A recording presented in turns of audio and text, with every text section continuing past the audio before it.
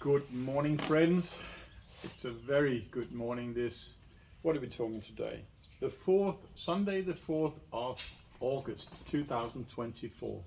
This means this is exactly 10 days and we will be at a 1-year anniversary since I got my first PSA. And I'm very optimistic, very optimistic. Sure, if I had to recap, and I'll do that in another video anyway, but then yeah, I would have hoped and I would have thought and I did not embark on this without thinking that I would have had some better result than I had so far. But what I really like about it is I get to play around, and this sounds very unserious, but it is not, it's very serious. But I get to experiment, let me say it this way, with some very, very interesting topics that has direct impact on my own health. And because it's all about improving my health and it's all about strengthening my body, this result is accordingly. So here we are 10 days before my 1-year anniversary, if you will, and I'll be making another PSA test on the 14th so that I have a number relative to the first one, just for the fun of it. It's about a week earlier than I normally would do, but it's still about 3.5 weeks since the last PSA test, so it's a fairly relevant measurement to do. I might be opting, depending on the result obviously, to do it a little bit with a little bit of a longer frequency than I've done so far, because I've done it every month, and I might opt to go to every second month maybe. But let's see how it works. There's no reason to spend so much money on it if it's a status quo, more or less. And we are making some changes now. I want to, like, you could say a celebration. I'm 100% sure I won't feel like a celebration in a few days' time, but I've been looking a lot on fasting and the benefits of that, or autophagy and all the other things. And I have managed so far to do 48 hours. And I usually do, it's a big word to say, I've done it like 4 or 5 times, but the plan was a couple of times a month, 48 hours. But those fasting has been very hard on me. But maybe they've been hard on me because I haven't done it 100% like a fasting, because I still maintain my supplements, I still maintain my soy milk, my tomato juice, and obviously and mandatory and always, and to the end of days, my coffee. So there's not going to be any change to the coffee now, but I do think that maybe I shouldn't go the whole 9 yards on my supplements. I'm not really sure about that. At the end of the day, it's not very much. It's like a few grams. So yeah, I don't know what to do about that. Might continue with that, but the tomato juice, no, it won't happen. And the milk won't happen. It will be water, and it will be my coffee, and maybe my supplements, and that's all. And then I'll see if I can manage it for 7 days. I have tried it once for 7 days, no, actually twice, but I was young. I think I was 16 the first time, and it felt fantastic. And then I was 23, 24 or so the second time, and the same goes there. It was like, wow. But I have given it a shot a few times since, and I have never ever managed to get past 4 days. So when I say I'll do 7 days, well, it's not to say that I'm giving myself a way out, but it's going to be a challenge. Let me just put it that way. It's going to be a very big challenge. So that's one thing that's going to happen, and it'll happen once I've eaten my breakfast, and I got my soursop tea here.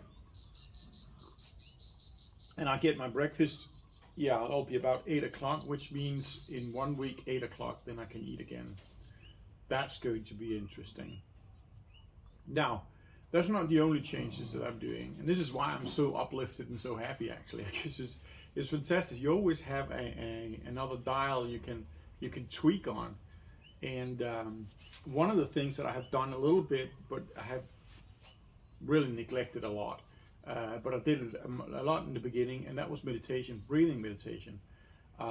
But since I'm now working in a professional life with a guy called Dispenza. I'm not working with him, but I'm doing some translations for some of his workshops and some of these interviews and videos, because I do subtitling. And I've seen this guy before, and I've been working in this context with him before, so I know his work, and I know that he's one of the two holistic persons that I've got a knowledge of that I really respect. And so Joe Dispenza is one, and the other one is Bruce Lipton. So if you don't know those two guys, you should look those up. Bruce Lipton is all about epigenetics, about that we're not we're a product of our environment. We're not a product of our genes. Joe Dispenza, he is a guy that has a different approach to healing. He actually goes by the mindset that I also have, that says that if you can think yourself sick, you can think yourself healthy. Now, that is a bold statement, and established pharmaceutical companies and hospitals and all that will definitely disagree, because it will cost them money if they did agree. And then again, obviously, it requires a special mindset, obviously, to get there. And Joe Dispenza goes to a great length to explain that. But not just that, he has scientists hired in order to analyze blood work and analyze brain waves and what kind of action going on when they bring people into a certain state in meditation. And they have anecdotally a lot of stories of people who has healed from cancer. And this is not one of these preachers that just stands there and claim that you can walk into the meeting and 2 minutes later you could walk out, and although that you were suffering and were sitting in a wheelchair, couldn't walk, and hadn't done that for 20 years, then you can walk out of that meeting. That's not how it works. First off, it's not everybody who's capable of doing it just like that. Secondly, it requires work on your part. And he mentions that he can see profound changes in the human biome and biology in just 7 days.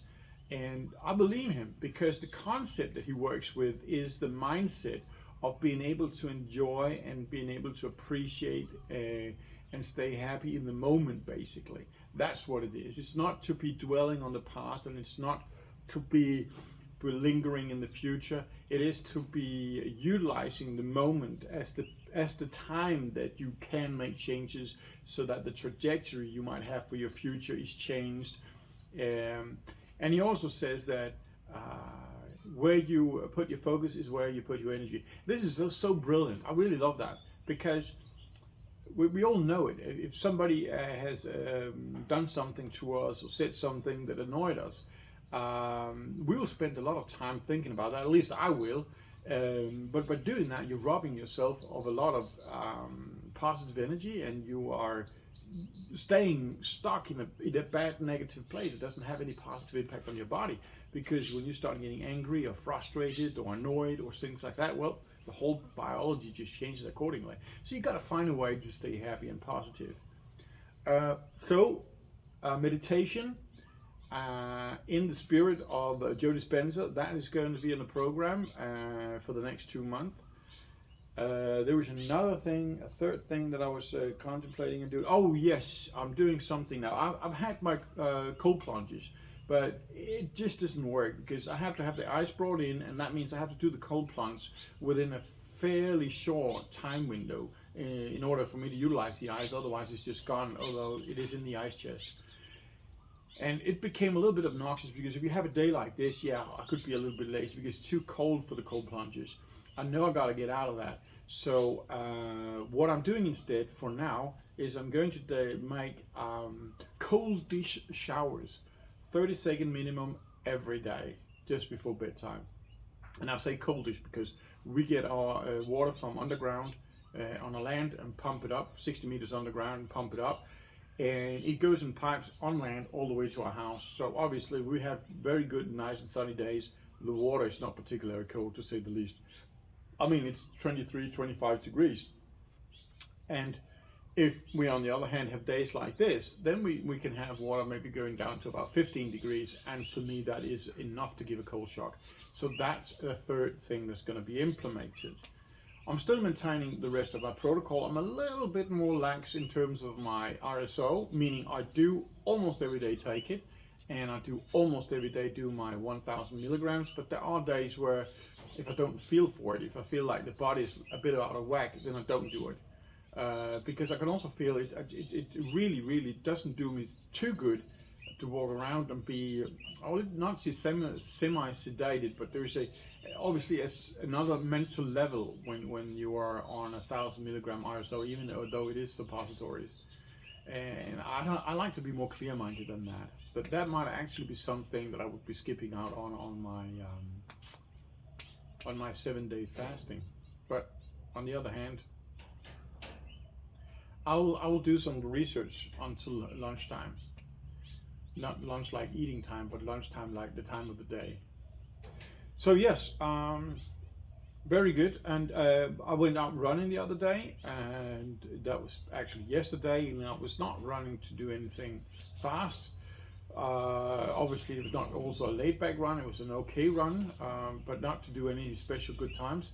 And I did the 5K on 35 minutes and 55 seconds.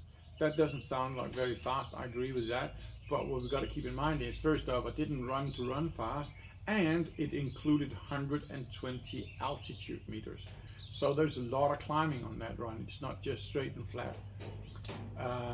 So I'm pretty happy about that. My VO2 max keeps climbing, and that gives me hope that before the 14th, I'll have that at 47, which would then be the best ever for me in VO2 max. So yeah, everything actually looks very, very well. It does. It's going to be interesting. I'll keep you updated on my fasting, how it goes. It is a process, and it's a devilishly hard process for me, because I do not handle being hungry very well, which is why the carnivore diet actually, or the keto diet, is perfect, because you chow down on a pound of meat, you're not hungry for 7, 8, 9, 10 hours. And maybe that's why it's so much harder to do the fasting actually, because I'm so far from being hungry ever because of the carnivore diet. Anyway, just a short video here in this lovely little overcast, cool morning. Until next time, stay happy and healthy.